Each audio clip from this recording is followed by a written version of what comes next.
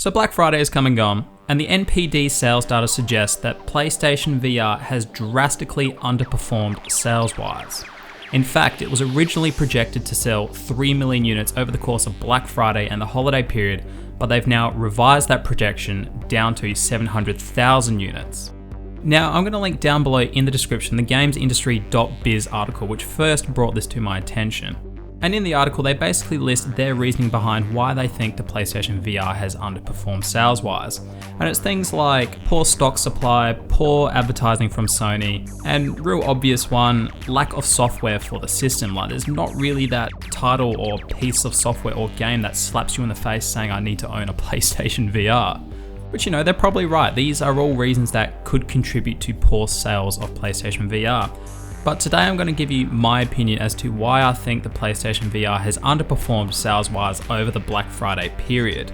And we're going to be diving past the obvious issues like poor software support, poor stock supply, and poor advertising. Because I think VR in general is a multi-layered issue. And this is going to sound weird, but for this video I want you to think of the issues surrounding the PlayStation VR as being like an onion. So on the surface of the PlayStation VR onion, we have the obvious reasons behind why the PlayStation VR has had poor sales. Like poor software lineup, poor stock supply, and probably poor advertising from Sony. But when you dive a little bit deeper, I think that's when it's not so much about Sony, I think it's more about the consumer. So basically you and I, the gamers. And I think it's safe to say that majority of us wouldn't say no to owning a PlayStation VR or a VR headset in general. And even if it wasn't our primary gaming option, it would be a nice accessory and peripheral to own just to have another option and gaming experience other than our 1080p or 4K TVs. But that right there is the first issue with VR. While it would be nice to own a PlayStation VR because it would be nice to have another experience other than a 1080p or 4K TV and another way to enjoy our games, it's optional.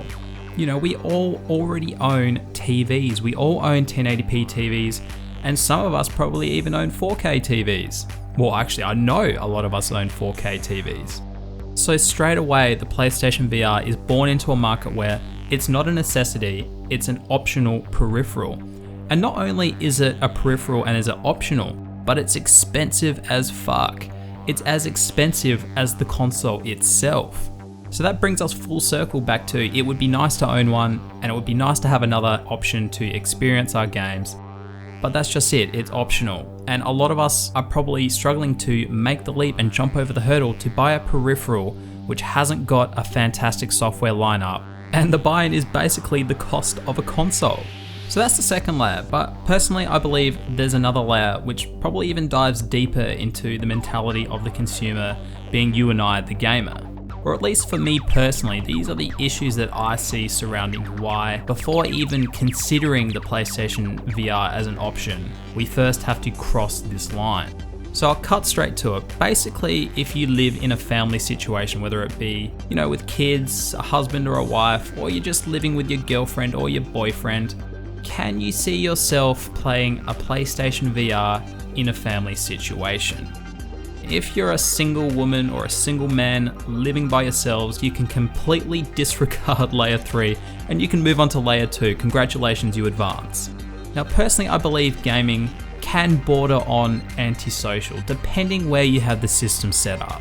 If it's set up in the living room and you're just kicking back and relaxing and playing a game of COD, while your partner sits next to you reading a book or something, I feel that's kind of acceptable within reason, as long as you're not living on the machine. You know, obviously if you had the system stashed away in another room, like a man cave or a girl cave or whatever you want to call it, a gaming room, that's different again. I think if you're playing there, you've clearly gone in there for peace and quiet, you want to be left alone, you want to play a game. Now, that could be considered antisocial, or you could consider it just being, you know, you getting your own space. It depends how much you're playing the system, whether it's considered antisocial. You know, if you're locking yourself in there for weeks on end, then yes, it's antisocial. But basically, I believe owning a console isn't necessarily antisocial if it's set up under the right conditions. But when you look at a PlayStation VR or a VR headset in general, it's antisocial, no matter where it's set up, whether it be in your office, your gaming room, or the living room. So let's look at the living room. If I were to put on a PlayStation VR headset in my living room, I'm essentially shutting myself off from the room and I'm pretty much living within that headset at that time. That's where my attention is. And if you have your family around you, like your kids, your wife or your husband or your girlfriend or your boyfriend, they're not going to be able to communicate with you in any fashion, not unless they pull the headset off you.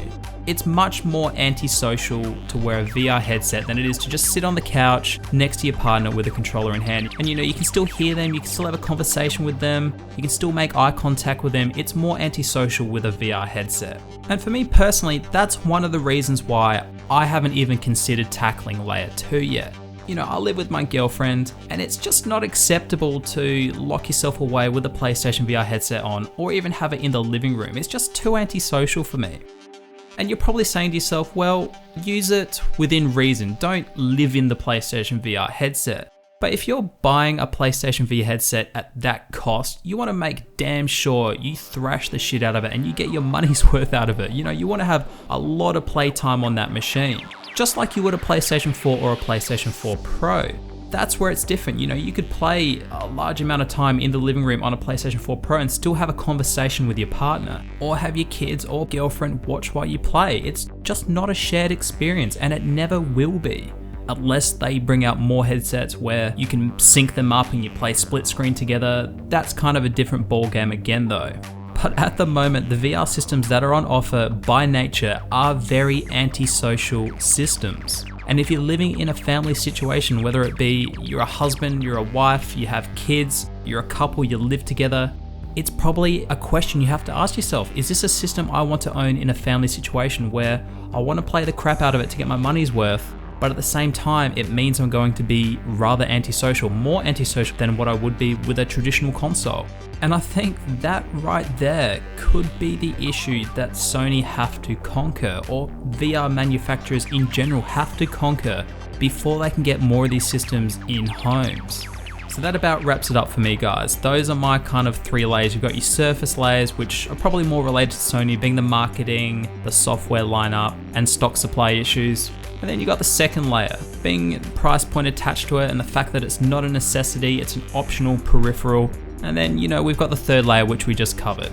But let me know what you think down below, guys. What layer are you starting at? What issues do you have with the PlayStation VR and making the leap into VR? What does it have to do to get you over the line? And is the whole anti-social thing, is that a big factor for you? Is that what is stopping you from picking up a PlayStation or a VR system in general? Let me know down below, guys. As always, guys, please remember to rate, comment, and subscribe. My name's Sully, this is One Guy's Opinion, and we're going to talk in the next video.